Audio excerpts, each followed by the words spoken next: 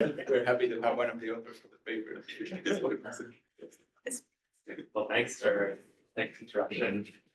So I guess the plan was to start with questions. Yeah, okay. So maybe, One question we had last time was the following. So this result implies that there are operators that commute that way. Have expectation values and so on, which are not possible in systems which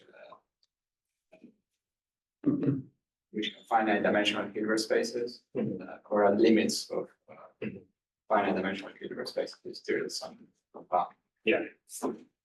And one question we had was whether such states and such operators were necessary in the proof of the MIP RE equal to RE, or whether that's just a consequence, but was not necessary to use that. So it's the latter. So it's just a consequence, but it's not necessary for the proof. So the class MIP star itself is defined only in terms of finite dimensional entanglement. So you never need to actually work with anything infinite dimensional to prove the statement. So finite but arbitrarily large. Finite but arbitrarily large. Yeah, maybe I can. Why don't you tell us what define MIP it, star is? That might- That's a good idea. So MIP star. Okay, there's some qualifiers that I'm gonna write in very small letters, so you don't have to think about them. There. One round. Okay, so what does this stand for? Multi-prover interactive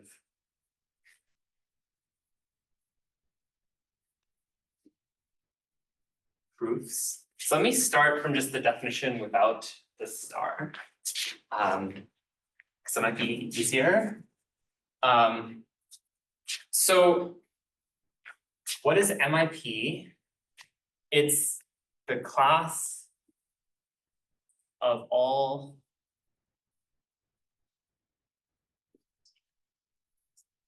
languages that have an MIP proof system. So what is a proof system? So I think Avi might have covered some of this in his talk, but I'll just review it. So proof system is, you imagine like the following setup. You have a verifier, and in this case, it's a multi-prover interactive proof. So we have prover 1 and prover 2, which I'm going to call Alice and Bob. And then, okay, so you imagine that we're talking about a language that has a proof system, right? So language is like a set of strings of arbitrary length. So I'm given. The proof means that this particular set belongs to the language. Yes. So I'm given a particular string X, which I'm going to call an instance, and I want to tell whether it's in the language or not. So then there are some conditions that the proof system has to satisfy, to say that it's a proof system for the language. So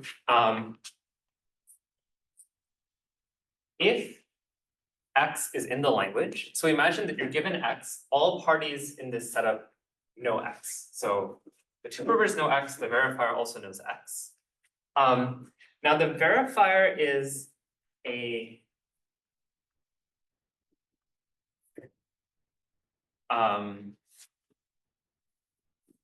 it's computationally bounded. So the verifier is like a polynomial time machine, right? It can like a polynomial time randomized Turing machine. There's no assumption on the provers. The provers are just like, they can do arbitrary actions in the setup, provided they don't communicate with each other. Is the verifier quantum or classical? It's classical. And is the communication also classical Yes, with the provers? that's right. Yeah. And the only quantum is between the provers? There's actually no quantum yet because I haven't. Oh, you didn't put the star yet, Yeah. sorry. So there's absolutely no quantum at all. Yeah. I mean, so the provers can individually, if they want, like do a quantum computation or something, but there's no like they're not allowed to like share entanglement or anything. They're just In MIP. in MIP. They're But just they can share classical correlation. yeah. It doesn't really help them, Doesn't but help they them, can. right. Yes. Since they're all powerful, a quantum computer wouldn't be. Would not make a difference, exactly, yeah, because you can simulate any quantum computer with a Turing machine. They could even do like uncomputable things, like the prover is allowed to like solve the halting problem. It could do literally anything. But I guess the point is that well, we'll see like sort of the point is that like if the prover does something, you know, like totally infeasible, like it won't be able to convince the verifier that what it's doing is correct. So this doesn't actually have any value. So like really you want to think of this assumption that provers are all powerful as kind of like it's like kind of like, you know, in cryptography you try to be paranoid and like you try to guard against all possible attacks. Like here it's an assumption to make us absolutely sure that the provers are not trying to cheat us. So okay, let me state the properties of the proof system and then maybe things will be clearer. So I'm given an instance. If the instance is in the language, then shall write these properties like this. This property is called completeness of the proof system. It says if the instance is in the language, then there exists a strategy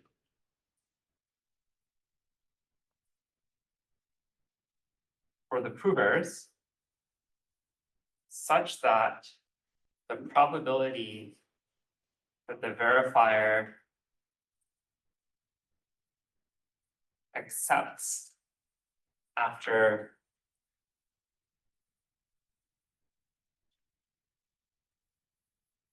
interacting with the provers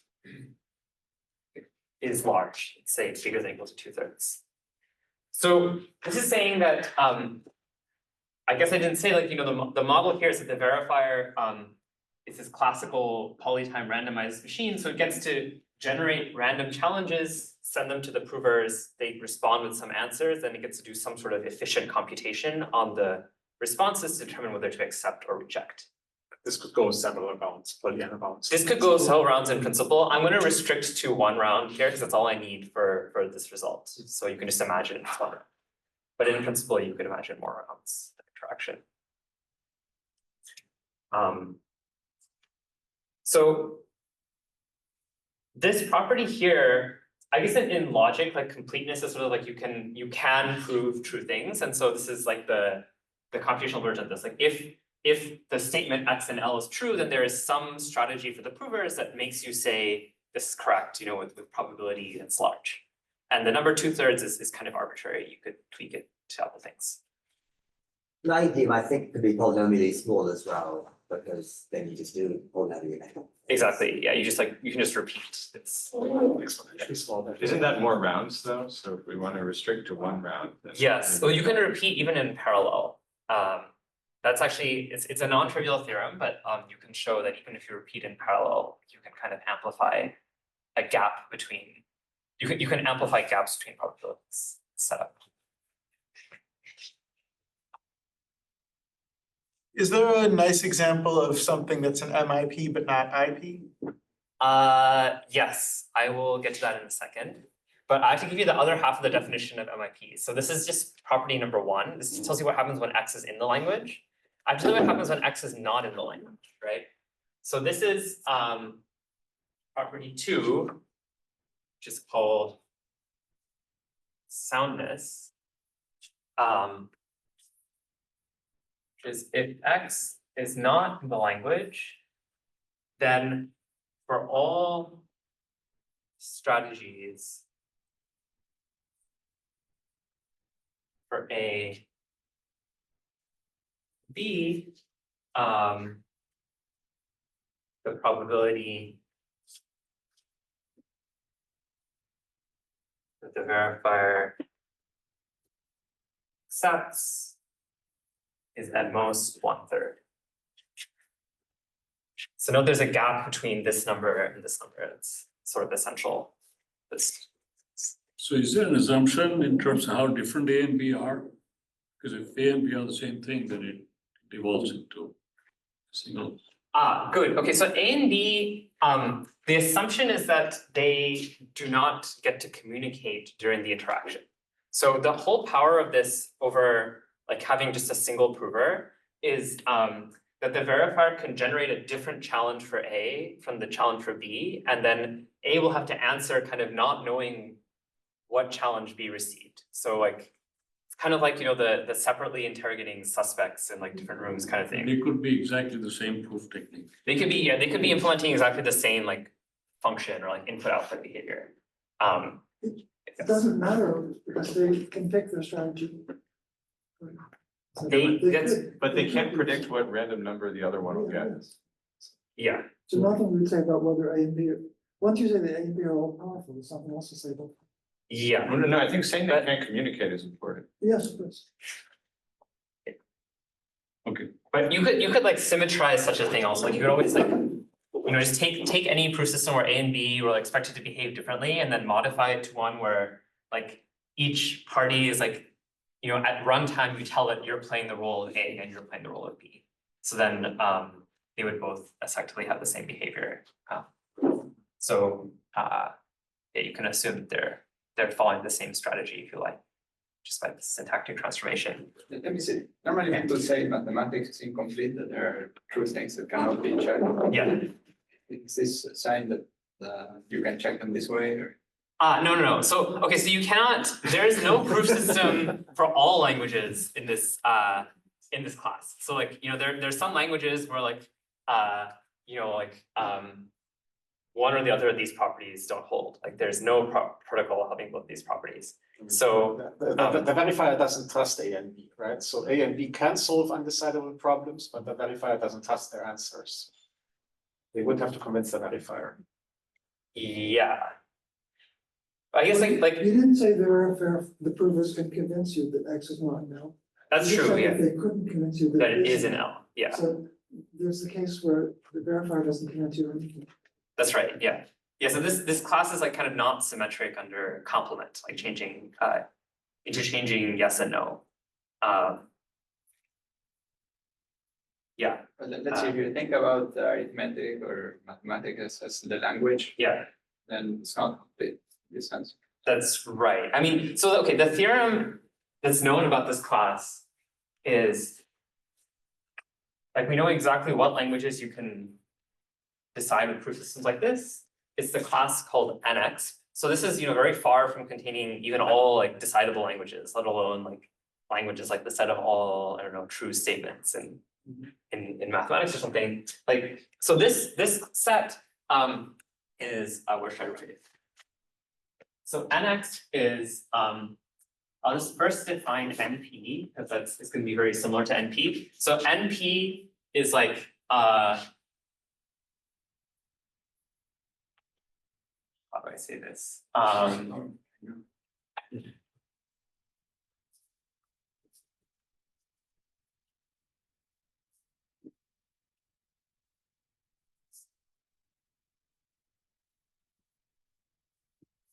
So there exists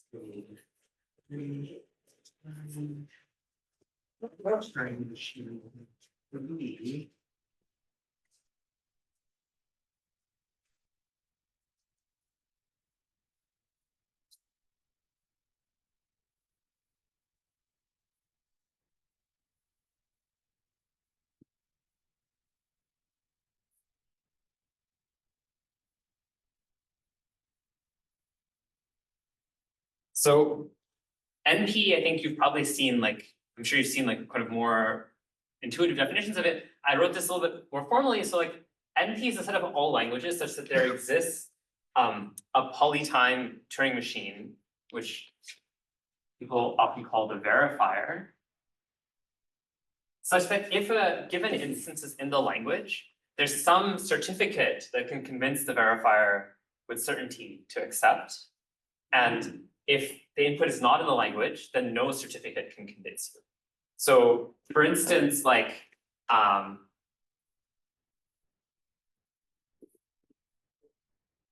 3sat is in NP, right? Because what is the verifier? It's like, it takes as input an instance X, which is a SAT formula, and a certificate chi, which is a claimed assignment to the variables of the formula. and it checks whether I satisfies the formula X. So, 3 sets in NP because if the formula is satisfiable, then you can give an assignment that satisfies it, and if it's not satisfiable, then no assignment you give will satisfy it. So that's NP. What is NX? This is like NP, but exponentially bigger.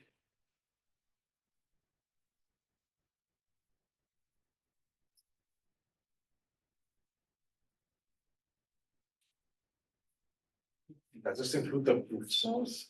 Yes, so the proof, so the verifying Turing machine V is allowed to run in exponential time now, and the certificate it gets is also exponentially large. So you can kind of think of this as like the class of something like problems where you're given an exponentially large 3-set formula expressed in some succinct way so that it can still be described in polynomial size, and you want to detect whether this is satisfiable or not. That's NX. So this is exactly the class of problems that can be solved by MIPs. So what does it precisely mean to be polynomial time? Does it have to hold for any input after polynomial time? Yes. Okay, so it wouldn't be allowed to have a Turing machine which only if it produces the outcome 1 would hold in polynomial time and otherwise may run May run forever. forever. No, It's that's allowed. not. Yeah. Sorry, I thought that is the last Yeah. one. The NP verifier, I don't think you want to allow it to run forever.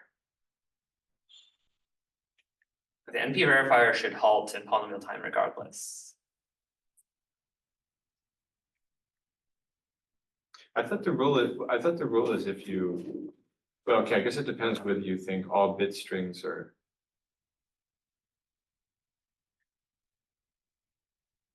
Yeah, I thought the rule is if for example, if you put in something that's not a valid instance of the problem, then the rule is it's unconstrained what it does. Good. Okay, so this is a subtle thing. That's when you have a promise problem. So I'm defining all this for That's languages okay, rather than right. promise problems where you So have to. everything is either yes or no. Okay, Yeah. Right.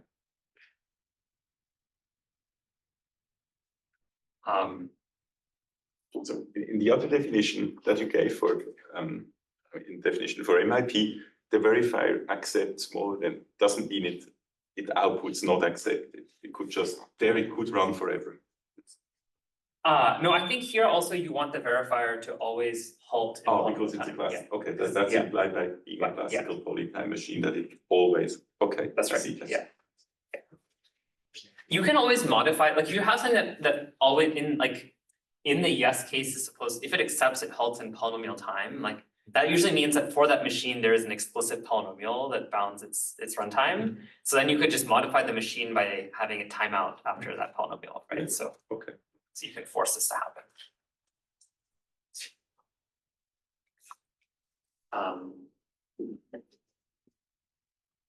Okay, are people okay with the definition of MIP and NX? Maybe I'll say now, like, there's a question on like, what does the multi-prover setup actually buy you? I guess the question was compared to IP. I'm not sure I actually want to go there because IP I don't have a good intuitive picture for, but I will kind of explain, like maybe it's better to compare MIP to NP and kind of see where this is sort of like this equality is saying that MIP is like exponentially bigger than NP in some rough sense. And so I think there is a nice intuitive story of why that's true. So It's known that NP and NX are different. Oh, that must be known, right? I think so. that is no. That's one of the few Yeah, kinds of that's things known, you yeah. can prove. Right? Yeah, Yeah. yeah, by the time hierarchy theorem, that's Yeah. not. That also applies to non-deterministic classes. Yeah, there's not interesting time hierarchy.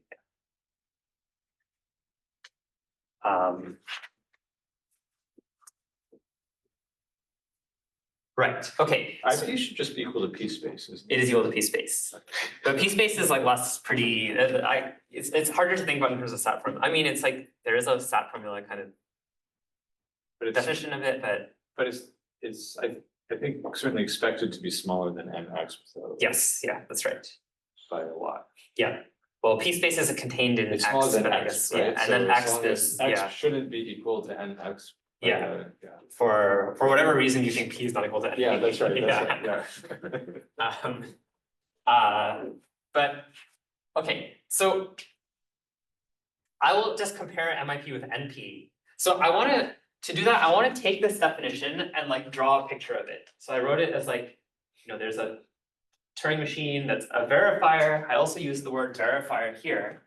So in fact, you can think of NP as being a kind of proof system in the same way that MIP is.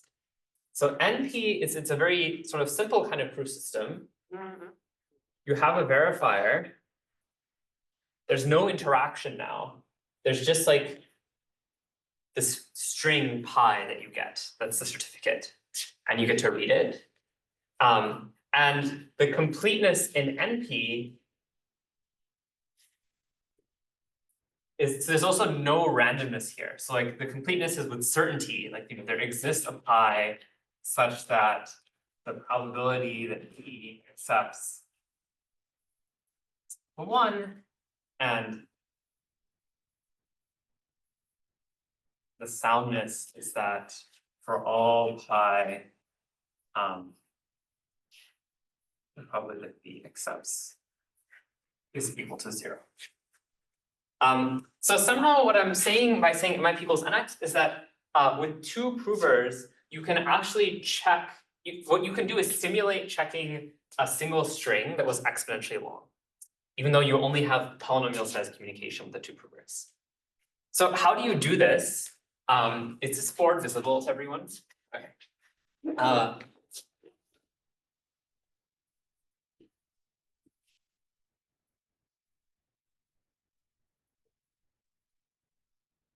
There's a particular game that you use, or interactive protocol that you use called the clause variable game that does this. So I guess I don't like the fact that I used X to refer to a SAT formula because it's sort of the opposite of the usual convention. Okay, We won't notice. Okay. Okay, just for this board, I'm going to introduce a new notation for SAT formulas, but this is like the standard notation. So I'm going to call a SAT formula capital phi, and I'm going to denote by X like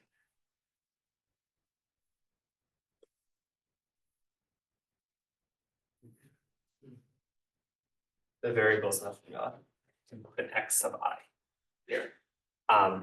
So I'm going to show you an MIP that lets you check that an exponentially large SAT formula is satisfied. So how's it going to work? I should tell you what the challenges are that are sent by the verifier. But this formula is applied in some kind of implicit form, or? Yes. Because So I mean, it must be specified in polynomial. that's right. That's right. So you assume that like maybe you have a circuit that like you can plug in some index j and it gives you the jth clause in this formula. Actually, it's good. So I should write this as like, so a SAT formula is like a big and of clauses, right? So j to m of, I'll write this as like c sub j.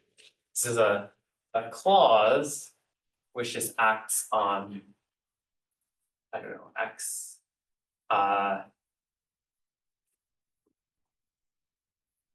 root variables.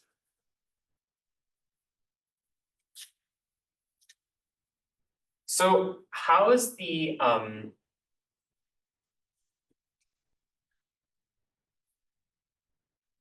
how's the game going to go? It's going to be the following. So I have my verifier. It's going to do the following thing. It's going to first pick at random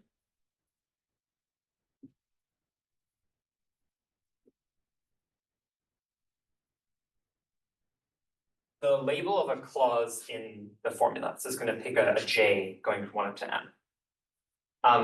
And it's going to expect the prover to give back 3 bits. which I'll call A1, A2, A3. And it's gonna send, so this is the challenge it sends to Alice, the response it gets from Alice. Now to Bob, it's going to send an I that's from clause of J. So I'm slightly abusing notation here, but this means this is the index of one of the three variables that showed up in that clause. And Bob is meant to send back a single bit, which I'll call B. And now what is the verifier going to check? It's going to check that the 3 bits sent by Alice satisfy the clause. So Cj of A1, A2, A3 is equal to 1. And secondly, it's going to check that B is equal to the appropriate bit of Alice. So in what sense, like Bob was being asked for a single variable in this clause, which should correspond to is either the first, second, or third variable of that clause. And whichever one it is, you check that Bob's answer matches the bit that Alice claimed was the value for that variable. Is there a unique solution to this equation, or could there be multiple? There could be multiple. So for any satisfying assignment in this formula, which there could be many of them, that will yield a strategy for Alice and Bob for them to succeed in this interaction. But do they have to agree which solution they're going to convince the verifier of? Yes, yeah. But they're not allowed to communicate, so. But that's true, but they're allowed to set things up in advance, like they know the instance in They advance. can communicate before they get the random bits, Yeah. just not No, I see. after. So they could agree Yeah. that we'll present a particular solution. Exactly, yeah. But they could just choose a fixed order in that, rather than bit string and you want to keep some. But what if, you know, you have something, so you said there's exponentially many of these clauses? Yeah, What if you have a solution that satisfies all of them except one? excellent Seems question. pretty hard to find that one. Yes, Yeah. so this is a very good question.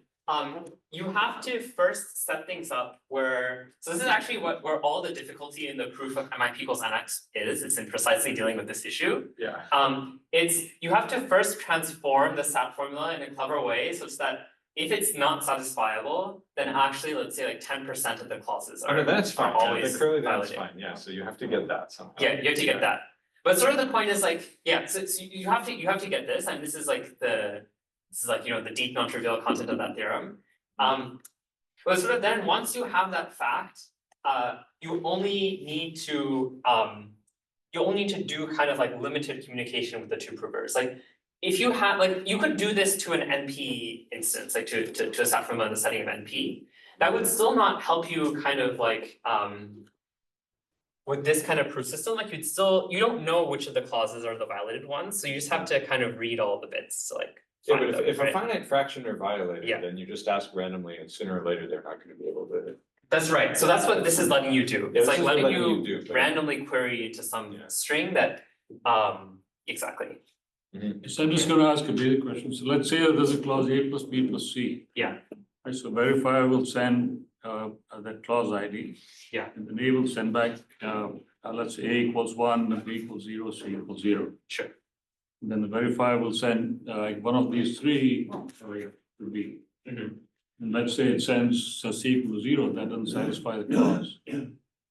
oh, wait, why does that satisfy it? Like B's job here is only to agree with The clause Alice. is A plus B plus C, right? So Oh, A- yeah, So the satisfying assignment is A is equal to 1, B is equal to, it's either A is 1, B is 1, or C is 1. But let's say Sure. the bits that are sent back by A are A equals 1, B equals 0, C equals 0. yeah, So just B satisfies, B equals 1 satisfies that clause. wait, I didn't quite follow that, like the sum of the 3 bits sent by Alice is still 1, right? So that's a satisfying assignment to the clause.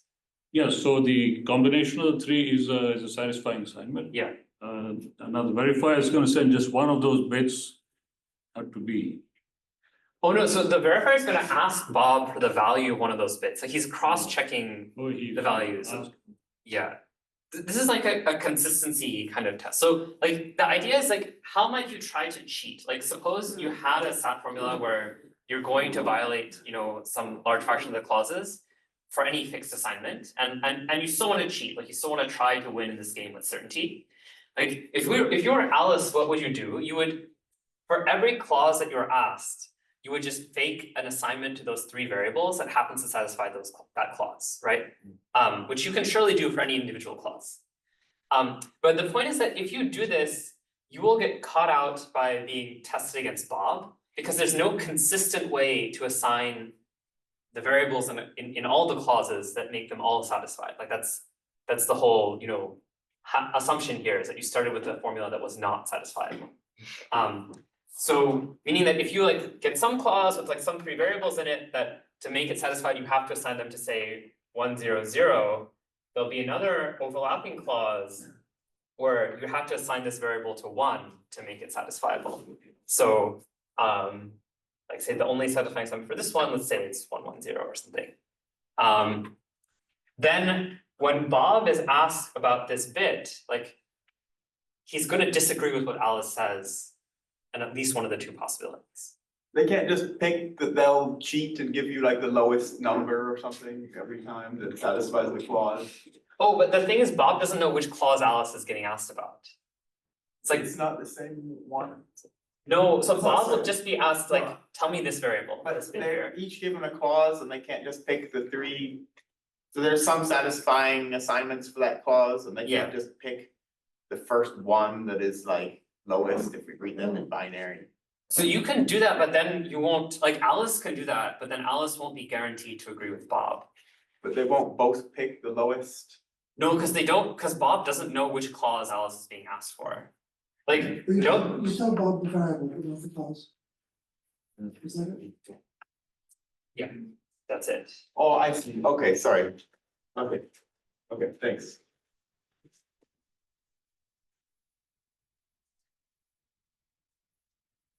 Is it too hard to explain how to amplify the discrepancy? So that a large fraction of clauses are can't be satisfied? That is somewhat difficult. The idea is, it's based on using an error correcting code, using low degree polynomials over a finite field. So the idea is, you actually ask, so it's easier to explain just the level of formulas. It's like you take this formula, which is acting on bits, and then you imagine taking a satisfying assignment to this and fitting a polynomial over some finite field FQ such that so let's say it's like a multivariate polynomial on FQ to the n, some space like this. And you imagine like on like a little cube here, you put down at each point, you put down a bit of the assignment x that you want. So let's say this cube has, I should use different letters. What do you call this L? So this has n points in it. So we just like label the points, 1 up to n, and then at each point, I want to force my function that I'm going to define on this whole cube to be equal to the ith bit of x. So I want f at point number I to be equal to x of I. And then I also demand that f should be a low degree polynomial. So then by polynomial interpolation, you can kind of extend the value of f you defined on the small cube, you can define it everywhere here. So this thing is kind of like, this is an encoding of the assignment x. Should we So- expect for every satisfying assignment, it should have a low degree polynomial representation? That seems.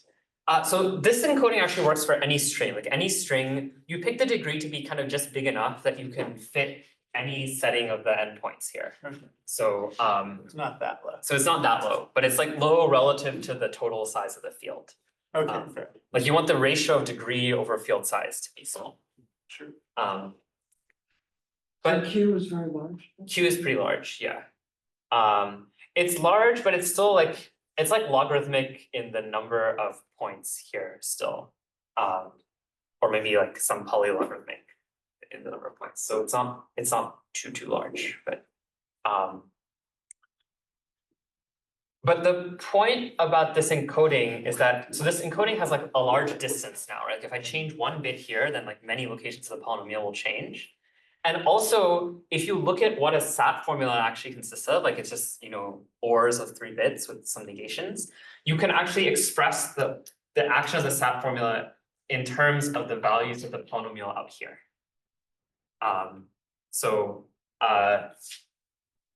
Like you can define like a condition, that on like some number of points of f out here that kind of simultaneously checks many clauses of the SAT formula over here. So that's kind of roughly how the encoding goes, but the details are a little hairy. So polynomial is just a sum of products. Yes, yeah. Verifier has to do this transformation as well, so this has to be efficient. Yeah, so this transformation is efficient. That's not really the same as PCP, just boosted to exponential. It is basically the same, yeah. So this is basically the same as like the PCP theorem, if you've heard of this, like the probabilistically checkable proofs theorem. Kind of like this picture, this like clause variable game is saying that really the MIP model is equivalent to being able to spot check some large string that has been like written down, which is the model of probabilistically checkable proofs.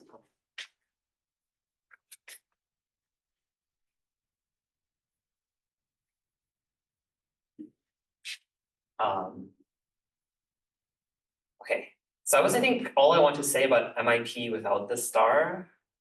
Is that good, or do people have more questions about this? Go on to the start. Okay, thanks. Okay, so now we add the star. What happens? So what is an MIP star proof system?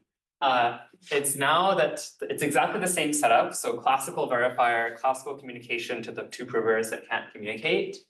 But now the two provers are allowed to share quantum state in some finite dimensional Hilbert space, some CDA tensor CB, where DA and DB are arbitrarily large.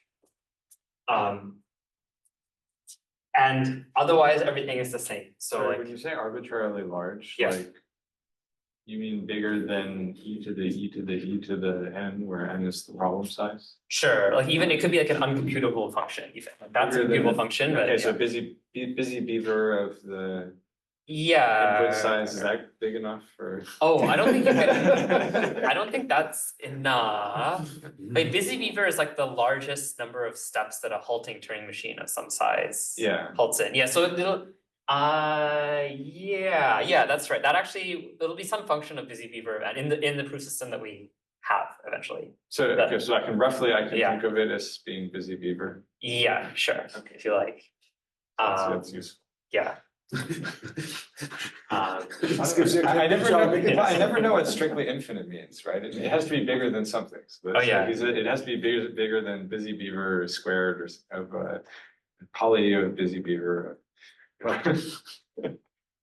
Yeah, I guess yeah, the important thing is like, there's no computable upper bound. You're not assuming any computable upper bound on what the Ds are. Yeah. It's just like the D can depend, you know, for any given instance, like when I say there's a strategy, that strategy includes a particular value of the Ds, but it can be any arbitrarily large, but finite number. Could you explain why this class is supposed to be more powerful than the previous one? Because mainly, because they're sharing some entanglement, maybe they Yeah. have more opportunity to cheat. Yes. rather than- Okay, so this is like a surprise. Like I think people for a long time had the intuition that this should be a smaller class, or at least no larger than MIP. Actually, there was like an early result due to like Cleve, Hoyer, Toner, and Watrous. So they're the people who invented this class, and they showed that if the only thing the verifier is allowed to do is compute the XOR of bits returned by Alice and Bob, then this class is actually smaller than the corresponding classical class. So like I guess the statement is like the XOR version of MIP is still equal to NX. Like this restriction does not remove any power classically, but the XOR version if MIP star is contained inside. So, Why is it allowed to be weaker? Like, doesn't it include all the operations that are in? good. So it's allowed to be weaker because you're kind of making the strategy stronger in both completeness and soundness. And so it's possible, like, you might have a proof system that is, if it's complete for MIP, it's certainly complete for MIP star, because you can execute the non-entangled Actually, strategy, it might not be sound. but it might not be sound. So this is exactly what happens here, is that you're no longer sound. Yeah, so actually sort of like just proving, for instance, so it is true, like it was shown by Ito and Vidic that this contains NX. And this required taking this protocol, like basically this clause variable game plus the low degree polynomial encoding, blah, blah, blah, and then showing that this is still sound against entangled provers, which is like quite non-trivial. I feel like for what Juan said, right, like, it's true that you don't trust the provers, but the provers are still trying to do a good job in this model, right? Like if the provers are just completely unhelpful, they can just refuse to answer your questions, right? That's true. So they want to convince you, and this is a resource to help them do so. You just want to make sure that just in case they're lying, that they're not going to trick you. Yeah, but there's actually, okay, but there's still a question of like, how can this resource like concretely help you beyond what they can do classically? And I think there's a good answer for that, which is the following. So I'm gonna, is it okay if I erase the like low degree encoding cube thingy or, okay.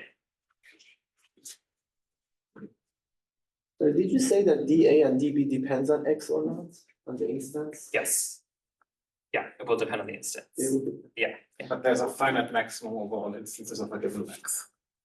I guess so, yes. Well, yeah, There's a finite number of instances of a given Yes, length, yes. so the maximum that would be finite. Yeah. Fair enough. I'm gonna erase this too, hopefully that's okay. The setup seems to have been that A and B are trying to convince you of something. Yeah, So if you increase their power, the more you need to do it. That's okay. that's right, yeah. They have access to more But strategies. you want to avoid that they can cheat you, right? So it also gives them more cheating to strategy. convince you, essentially. Yeah, Exactly, you want to be safe against cheating as well, so it also increases their cheating power. That's why it could go either way. so I guess exactly the question is like, what can an entangled A and B convince you of? That classical A and B cannot, right?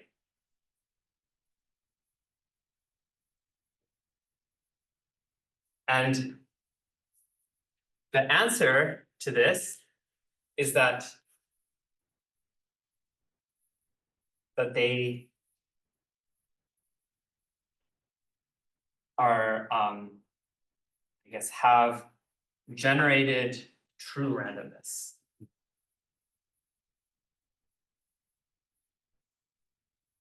So what do I mean by this? I'm gonna also erase the clause variable game, if that's okay.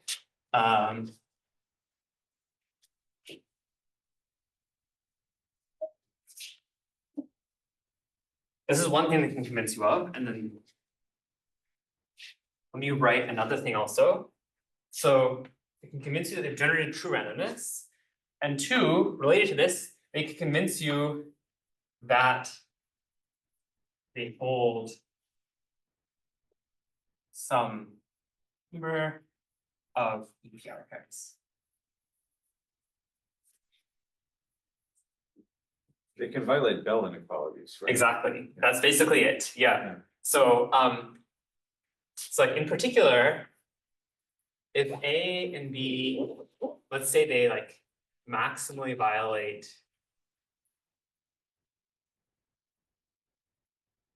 CHSH, then there's two things that are known. One is that they must share one EPR pair. So like you could take whatever their shared state is and you can apply a local isometry to Alice's part and to Bob's part and convert it into EPR pair tensor stuff. We're imagining in this context that we are repeating the experiment many times. You can imagine mentally doing that just to certify that you're in the case where the acceptance probability is high.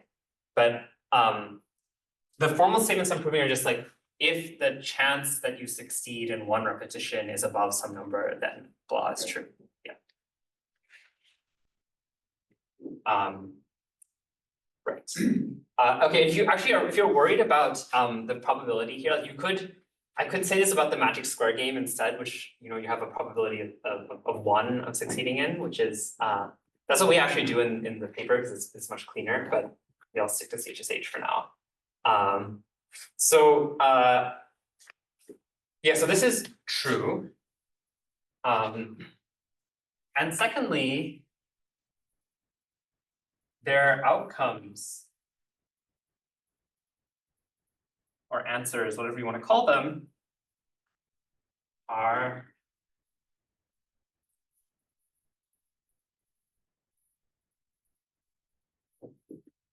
uniformly random. So like if I play CHSH and you are winning with like the 0.85 like cosine squared pi over 8 probability, then if I look at just Alice, say then Alice's response must be uniformly random, like independent of the question that I give her. This is something you can prove for CHSH game. So there must be generating fresh randomness in their input, in their responses. It's not, in addition to the randomness that's fed into them in their questions. So this is like, I guess this thing like quantum information people call this self-testing. And I believe actually the first paper to prove this was like was showing this for field theories. Like this is Beatrice Summers and Werner in like the 80s. Like they showed that the something like any state in a relativistic QFT will let you maximally violate CHSH, and they showed this property that you must have an EPR pair, and they showed all of this kind of holds like up to finite error. So if you're like within epsilon of maximally validating CHSH, then you're epsilon close to having an EPR pair. And they didn't show this, but you can show that the bits that come out are also like epsilon close to being random in the appropriate distance. Okay, so that's the thing that you can do that you cannot do classically. So now let me maybe explain like why this actually lets you solve the halting problem, like this power.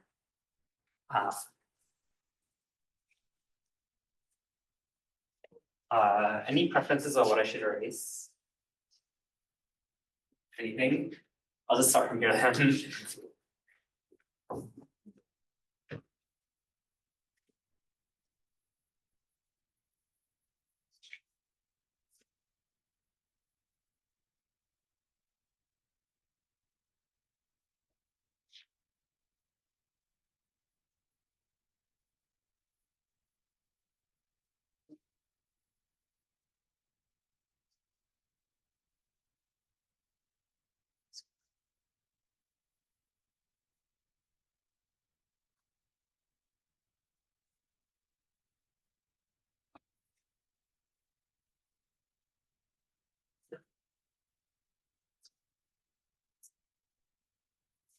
So,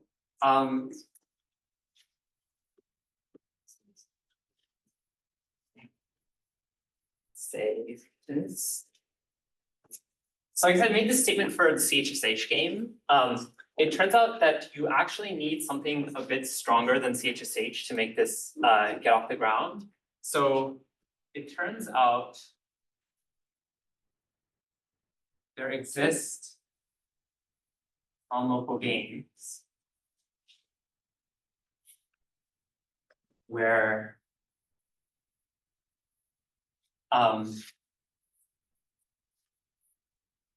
let's say the question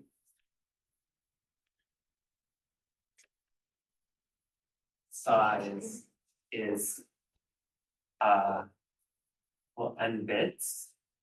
So I send the two parties n bits each, and a maximal violation, I guess I should call it a Bell inequality if I don't want to say violation. A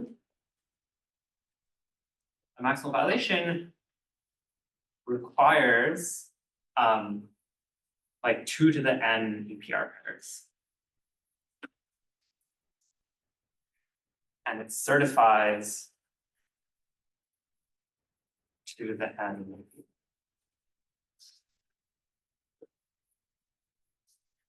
Bits. Okay, so this is something one can construct. So what is this useful for now? Is this lets you actually do something that is impossible classically, which is you can compress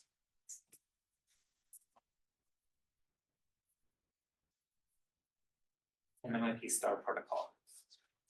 So suppose I start with some protocol where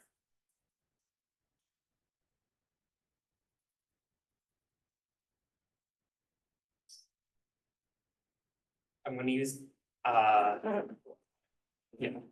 So suppose I send here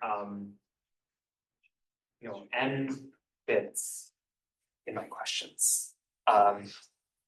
So I'm not going to say anything about the length of the answers from Alice and Bob. Let's just say I send capital N bits to Alice and Bob each over the course of this protocol. And let's suppose that these capital N bits are also just uniformly random bits, just for simplicity right now. Same for both A and B, or 2 different sets? 2 different sets. And say over the course, but there's only one random, right? So There's only one, yeah.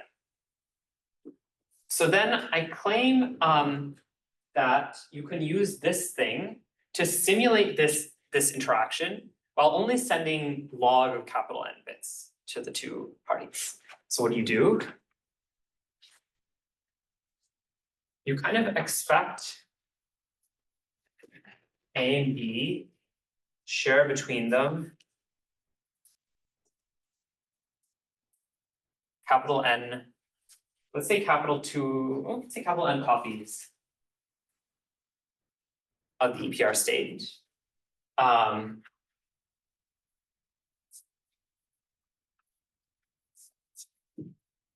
what we do is we ask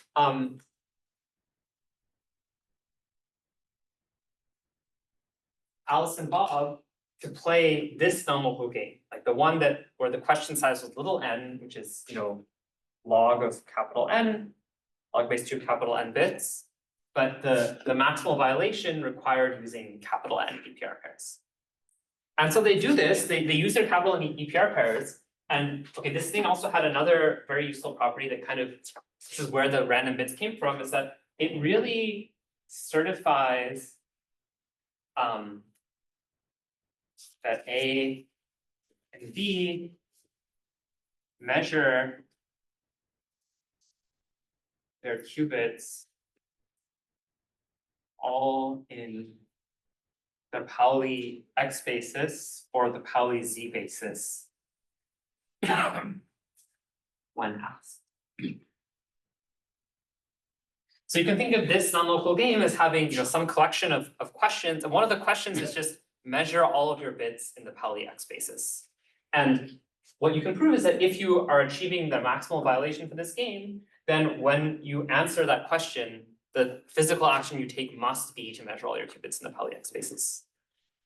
So for instance, for the CHSH game, like you can just think of that question as like, for Alice, when she gets like the questions bit 0, like she has to measure her qubit in the X basis, and when she gets the bit 1, she measures it in the Z basis. So the CHSH game has like a version of this property. Sorry, I have a question about that. So there is no structure of qubits in this entanglement they share. So are you saying that there is a definition of Pauli operators such that this statement holds? So yeah, you're not assuming any structure of qubits, but it's kind of, it comes from this statement already, that the fact that they share 2 to the n EPR pairs, like what that means is there is an isometry such that the output so space of isometry has 2 to the n EPR pairs in registers. Yeah. Okay. Exactly. And this holds in some robust way, I guess. Yeah, so this all holds like And if your if you're epsilon close to nodes. maximum violation. Yes, exactly. let's put that down here.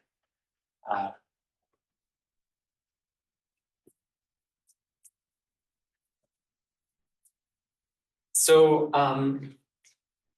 then what do you do? Like you play this non-local game here, and then some fraction of the time you'll ask Alice, measure all of your qubits in the X basis, and you'll get like let me actually give these guys names. Let me call this A prime and B prime. This is gonna be like a mental picture. So you imagine that I ask A prime to measure all of its qubits in the X basis. And then you want to ask it to take those bits, like the bits it gets out. They'll send you a copy of them, and it will also run them through whatever strategy Alice would have run in this original interaction. And then you get some output from this. And similarly for Bob, like if you want Bob to get n random bits that are totally uncorrelated with Alice's bits, then you ask him to measure his qubits in the Z basis, and then take the results of those measurements and plug them into whatever strategy he would have originally executed.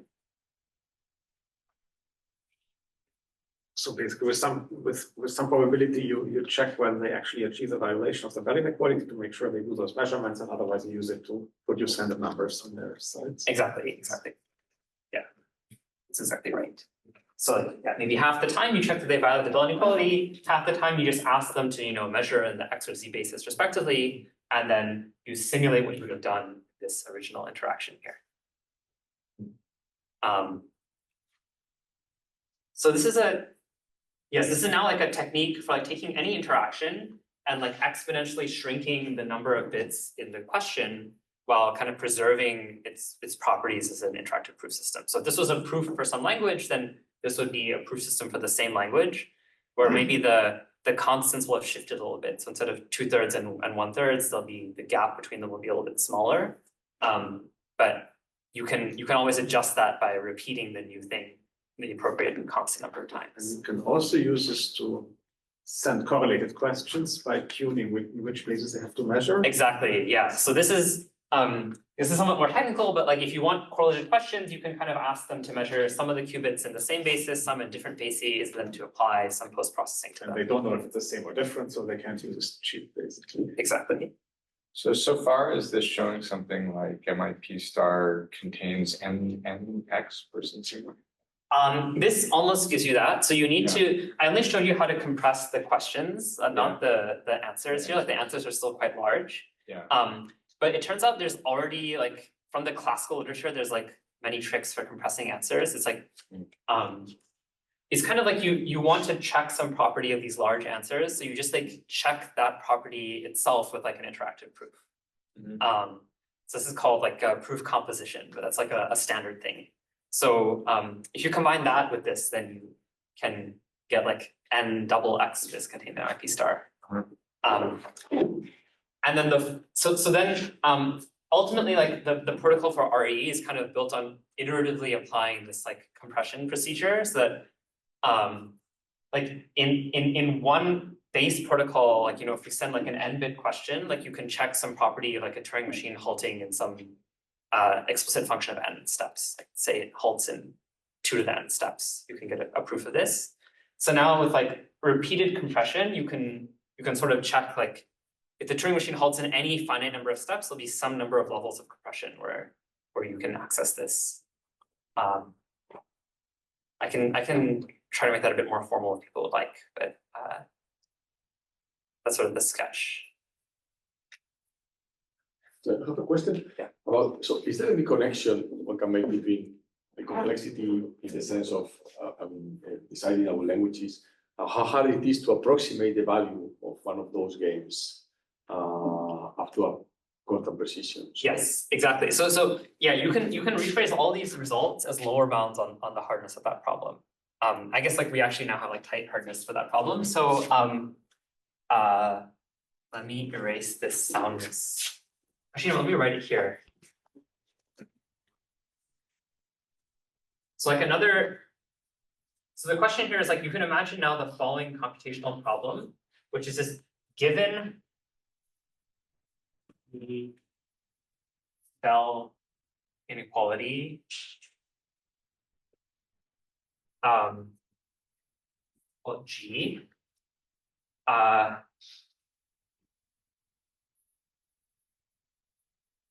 Decide if, the maximum violation will denote like omega star of G is greater than equal to 2/3 or less than equal to 1/3. Or I guess when I say violation, I mean greater than equal to some constant or less than equal to some other constant for any two constants you would like. So this problem is RE hard. Meaning that, I guess I never said what RE is actually. Is that something that's worth saying, or do people know that already? We don't know. Okay, good. RE is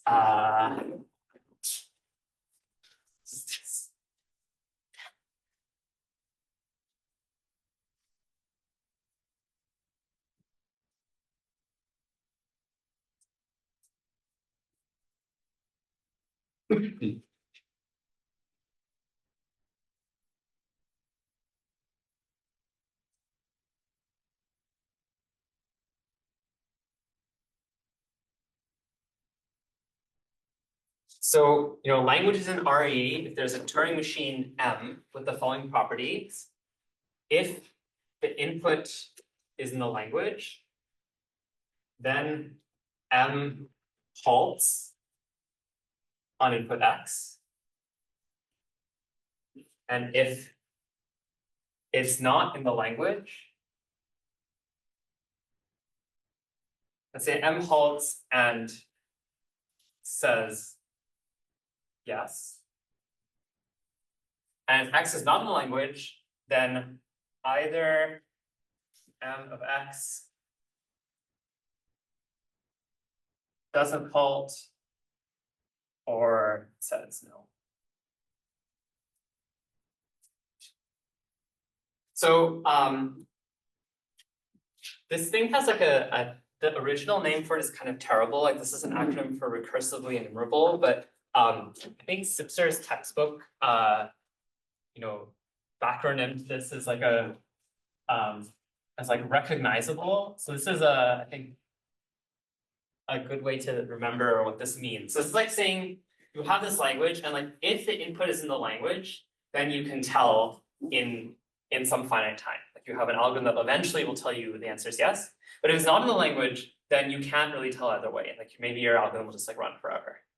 I note here that I'm making no constraints on runtime here. Like this is just a Turing machine. It's not a polytime Turing machine or anything like that. So this is like the complete problem for this class is I think it was like sort of the hardest problem in this class is the halting problem.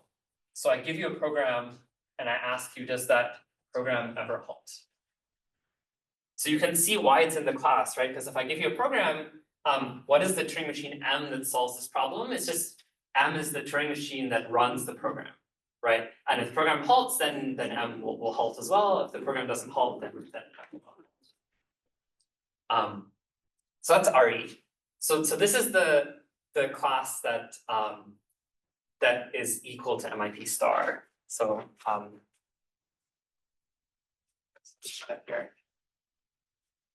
But then, okay, to go back to where I was, I guess this result implies that the following problem, like given a Bell inequality, I want to basically compute this kind of crude approximation to the maximal violation. That problem is also RE hard. So it's as hard as the halting problem. You're distinguishing hard and complete? Yes, I think it is probably complete. It's in RE here, so it is complete. Yeah.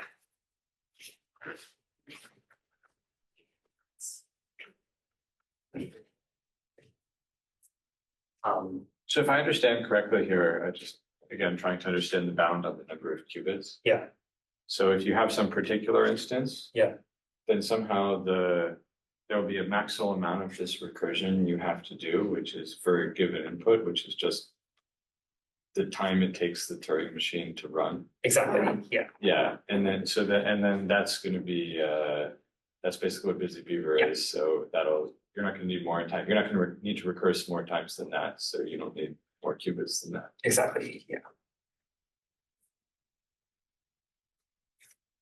So can one see easily why this is true? I mean, from the other things, so why the other things are lower bound to that? Ah, good, okay, so suppose this problem were easier than, so why is this lower bound? Okay, so I guess like, one way you could see it is like, just take, there's a reduction from the halting problem to this problem. Namely, like, given a Turing machine or program you want to decide whether it halts, like, you write down the Bell inequality from the corresponding MIP star protocol. Like you write down the protocol and then, so the protocol is specified by like what, the program for the verifiers, and you just like run that, on all possible inputs, you get like a table of like the game that the verifier is playing. So that's now a game. And then you know that this thing has omega star greater than or equal to 2/3 if the original Turing machine you started with halted and it's less than 1/3 otherwise. So you reduced from the halting problem to solving this. For the XOR version, Yeah. because the XOR version is in P, Yes. but you only put containing X. So Oh. this lower bound doesn't always That's apply. that's just like because of an issue of parameterization that like for an MIP star protocol, the n is like the number of bits, like the polynomial is like the number of bits exchanged in the interaction. But when you describe a Bell inequality, you usually write down like the whole table, like for every possible input and output, like here is the, whether it's accepting or rejecting, like what the weight is in the Bell expression. So that table is exponentially large in the number of bits communicated. So that's why it's P. How does the compression influence the soundness? Does it not influence the soundness at all? So the compression preserves the soundness. Like if you do one round of compression, like it will slightly decrease the completeness soundness gap. Like it'll decrease it by a constant factor. And then you can boost this back up by a small amount of parallel repetition. So you like alternate compression and parallel repetition. So can I, so it's a slightly different flavor of question. Let's say that there's a problem in NP, let's say 3SAT. Can, now 3SAT can be implemented with a quantum computer. Yeah. And let's say I know a priori that the formula is unsat, but I still have to do multiple tries to improve the bound or to sort of be sure of that result, right? What you mean, you have to run the interactive proof multiple times to be sure? No, or- let's say I implemented 3SAT on a quantum computer. It's basically, it's implemented using logic gates and so on. And then I can check the output of some MITRE to check if the formula is satisfiable or not.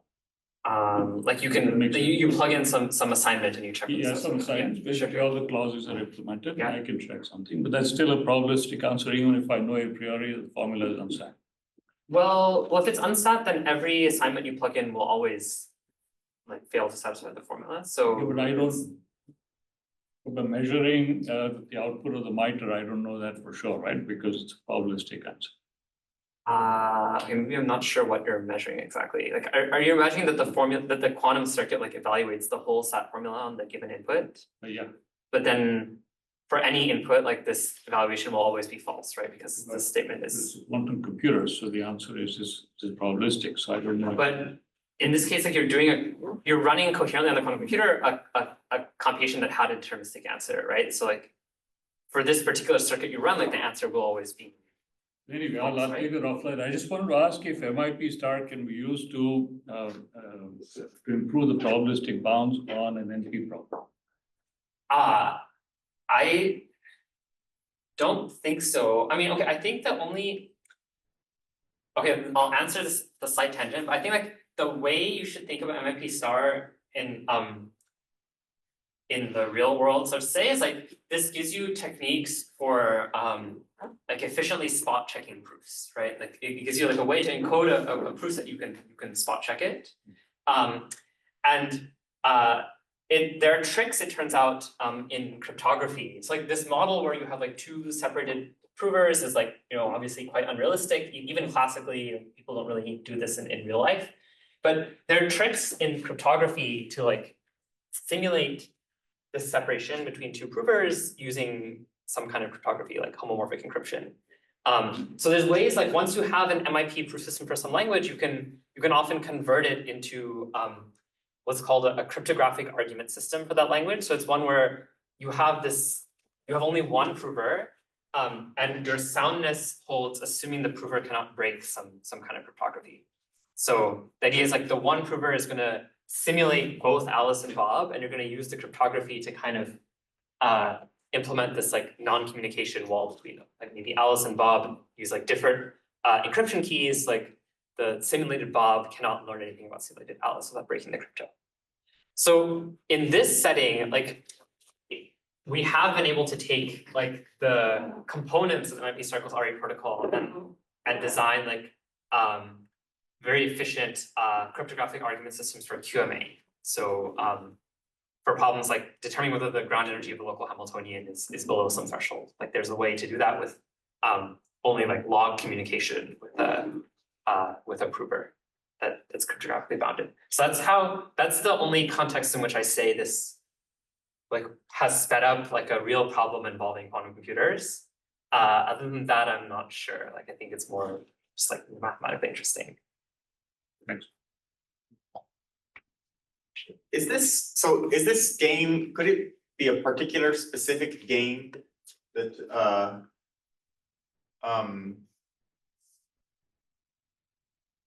yeah, sorry. So this is going to be poorly phrased because I'm a little confused. We heard about the Tsirelson's problem. Oh yeah. And there it seemed like there was an important difference between a finite amount of entanglement and even like the closure of the space of correlations with a finite amount of entanglement and like this more general commuting operator correlation. And here you have a finite amount of entanglement. Yeah. But why wouldn't that be contained within this this like closure? Yeah. It is. Okay, so this is a good question. I actually completely did not talk about this. So I should maybe I'll say like, why does this result imply the separation in Tsirelson's problem? And then does it give you a concrete game where you have that separation? Is that your question essentially, or? Yes. Okay, so here's why.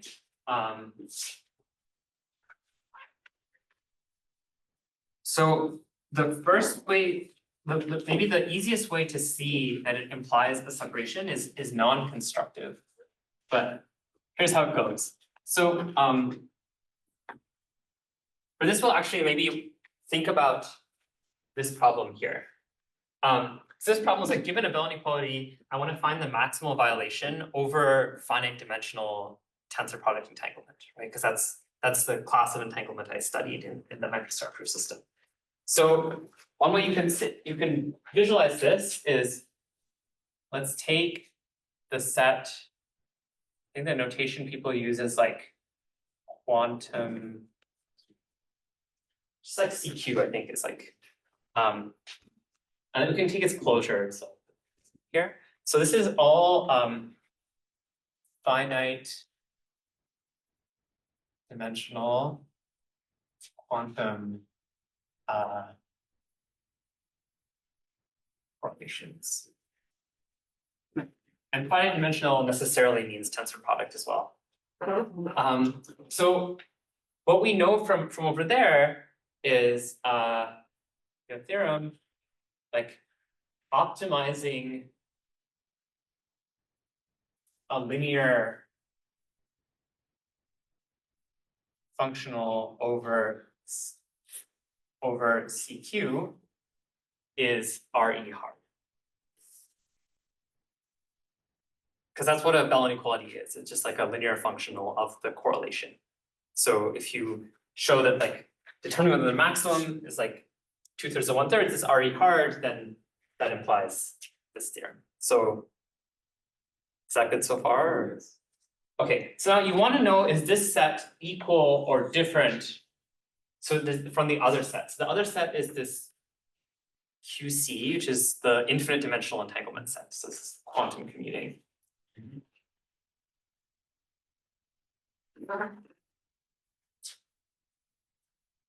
So here's the other theorem. This is from previous work.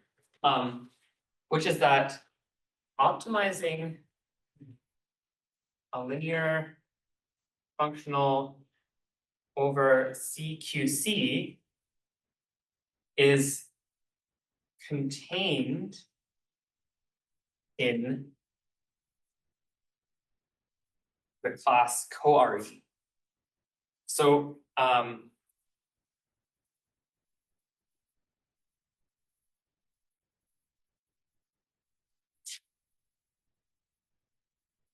Or it means it's not in RE.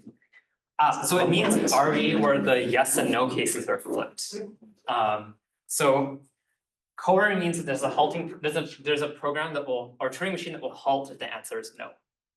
So this means kind of like you can think about it like there exists a Turing machine M that halts if omega sub QC, like the maximal value over QC is less than or equal to 1/3. And maybe it runs forever if it's 2/3.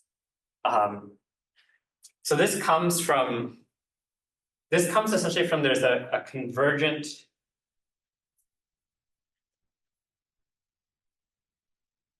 sequence of outer approximations to CQC. Like there's these sets that sort of for some parameter n that goes up to infinity, or let's say d that goes to infinity, there's like a CQC sub d, and as d goes to infinity, these sets converge to CQC, and you can efficiently test for membership in the CQC. I think it was explained to us that there was an outer one outside CQC and an inner one inside C bar Q that would convert C bar Q. And that's right. So I haven't told you about the inner one yet. The inner one is sort of like kind of the obvious thing. So the inner one inside C bar Q is just like for every D, you look at all the correlations you get from D-dimensional entanglement. But those do not converge necessarily to each other, right? They Exactly. converge to those two different sets. Yes. So that's what I'm gonna that's gonna be the next step in the argument. So so I won't actually need the inner approximations at all for this step really, but it's true that they're there. I will need that optimizing over the inner set is RE hard, and optimizing over this other set is contained in co-RE. So CQC means correlations in an infinitesimal separable Hilbert space. yes, infinitesimal separable Hilbert space, but there's no assumption of a tensor product. So it's just the algebra of Alice Two operators. Canadian algebras. Exactly, in that yeah. Hilbert space. Yeah. And the outer ones have to do with non-separable Hilbert spaces or something? Oh, no, so these outer things are not even realizable in the Hilbert space at all necessarily. These come from some semi-definite programming characterization of CQC. So it's like you have like a hierarchy of semi-definite programs and this D parameter is like the isolated degree. It gives inequalities and it can be achieved. Exactly, yeah. So it's like polynomial inequalities of higher and higher degree.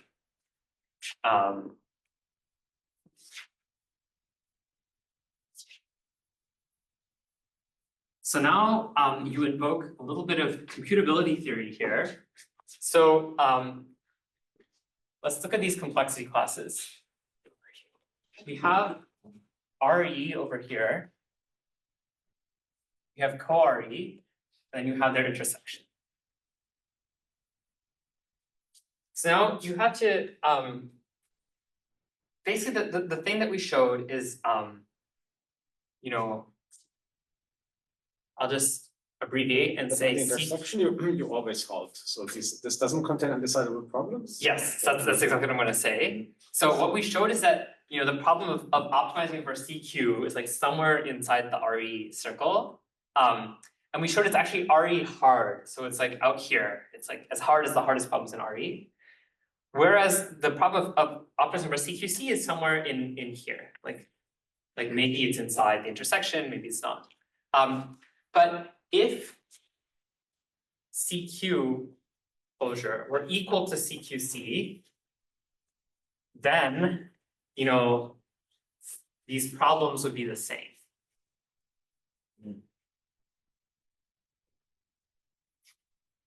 So they'd be the same, and therefore they'd both be in RE intersect co-RE. But it's impossible for an RE hard problem to be in RE intersect co-RE because we know that RE is strictly bigger than RE co-intersect co-RE. Why? So it's strictly bigger, just different, right? Well, it's strictly bigger because it contains this intersection, right? Oh, so it's bigger than intersection. Yeah, that's right. I think Bigger it than meant bigger intersection. than car. Well, that's not true. Yeah, it's just like different from co-RE. No, it could be that both are equal, right? Yeah, core. I Well, mean, no, I think we know they're not equal. No, no. Yeah, I agree, but With NP and co-NP, we don't know they're That's not right. equal, but for this one, I think We we know know. they're not equal. Yes, Yeah. So it's an extra step. in fact, like this intersection, if you look at the definition of RE and you look at the definition of co-RE, these are problems where there exists a Turing machine that halts if the answer is yes, and there exists a Turing machine that halts if the answer is no. So that implies that there's a single Turing machine, which is just to simultaneously run both of these separate Turing machines, that always halts no matter what the answer is. Meaning that everything in the intersection is a decidable problem. But we know that like RE contains undecidable problems. So this RE hard problem here is not in here, like it's because it's undecidable. So this is impossible by undecidability.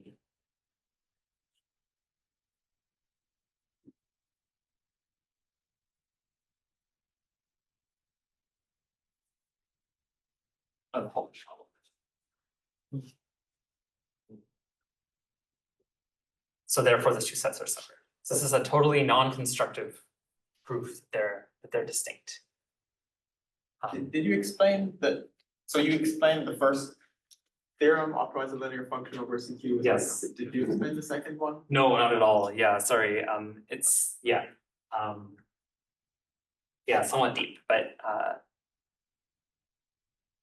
it's essentially from the fact that CQC is like it's characterized in a purely algebraic way. Like it's just everything you can realize by like operators that commute with each other and satisfy the conditions for being a valid measurement.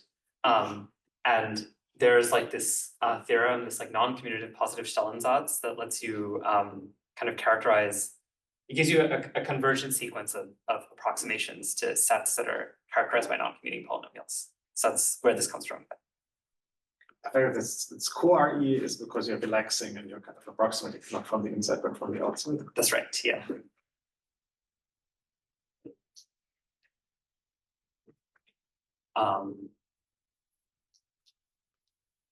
Okay, so if people are happy with the non-constructive separation, I can explain the constructive separation. Would that be good? Okay.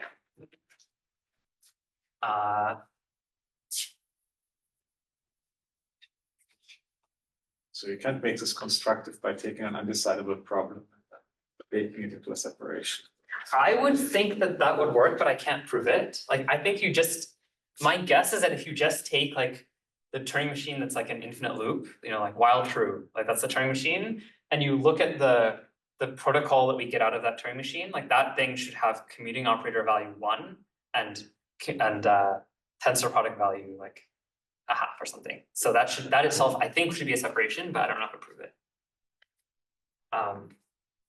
The actual constructive separation is kind of along those lines though, but it has like a weird self-reference in it.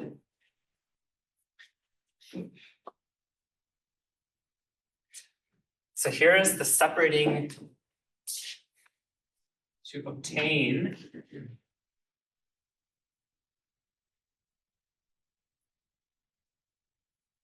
separating game.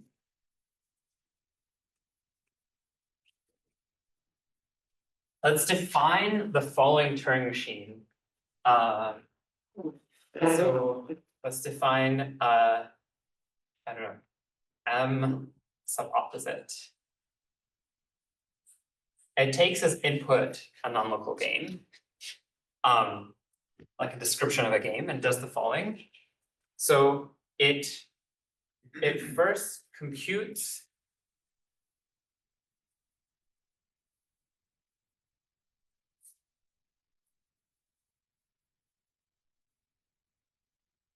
or no, it's wrong. It first computes a description of, so I'll just give this thing a name here. So I'm gonna call this M sub QC. So this is, I'm giving a name to the Turing machine that can halt if the QC value of some non-local game is less than or equal to 1/3. So I'm going to compute a description of MQC on input G.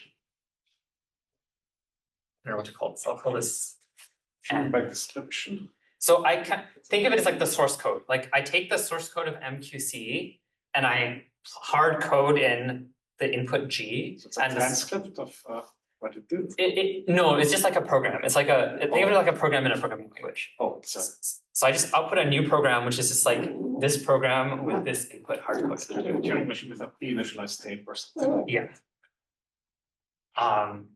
But this is just like a string. Like it's a think of it as just a string in C++ if you like. Oh, I see. Or Python. That's really just description of the machine plus its input. Yeah.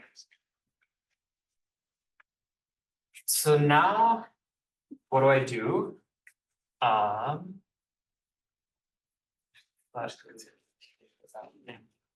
I might get this.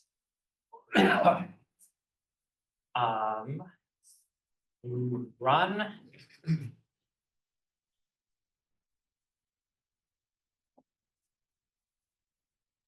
No, I'm getting this wrong. Sorry. I mean, it's gonna be some kind of mind-bending, self-referential game we won't Yes. understand anyhow. Basically. That's like what it.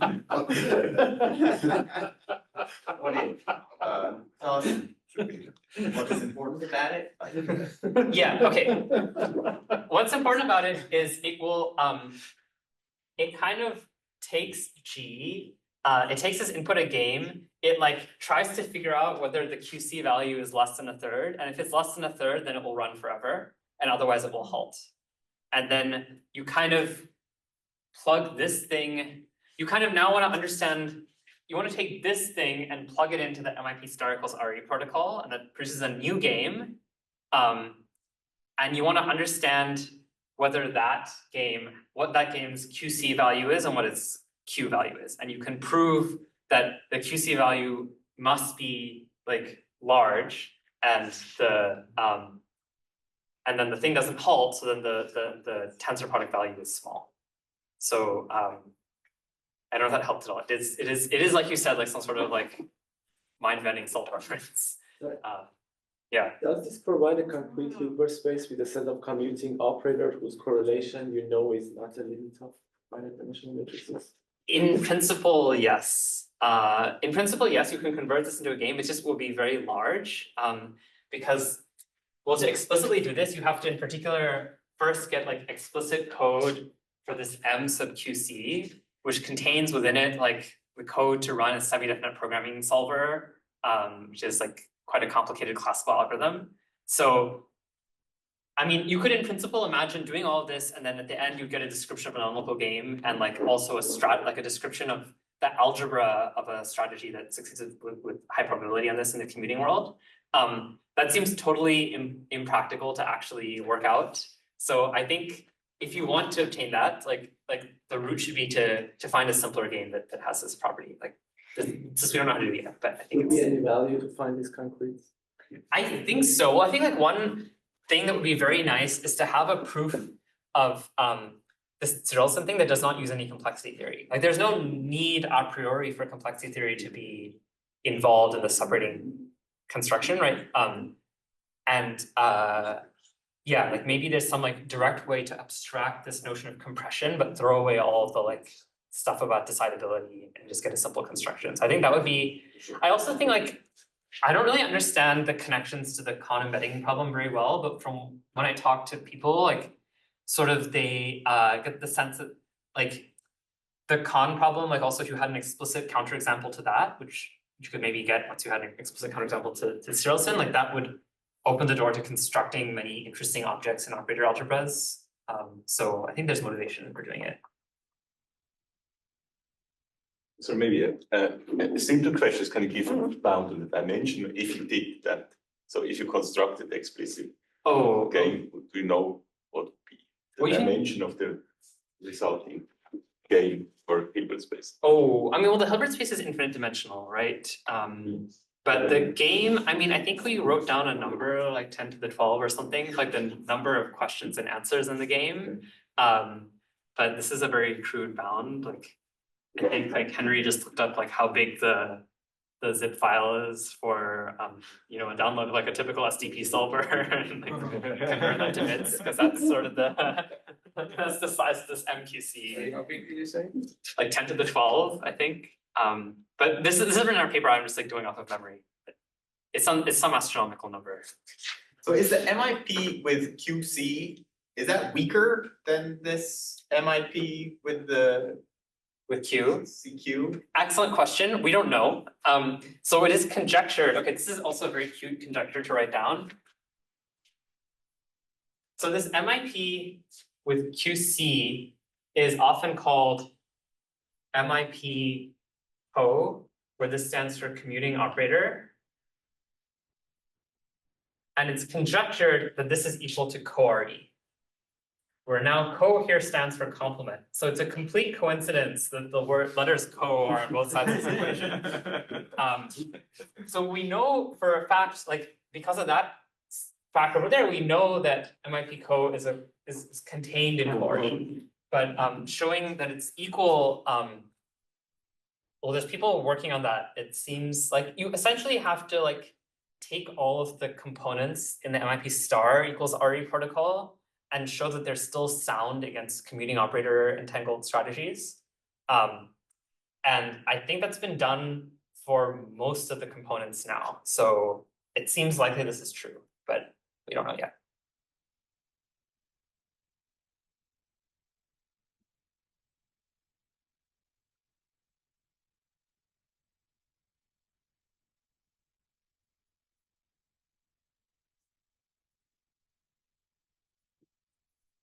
We'll stop here. Okay, yeah. Thank you very much.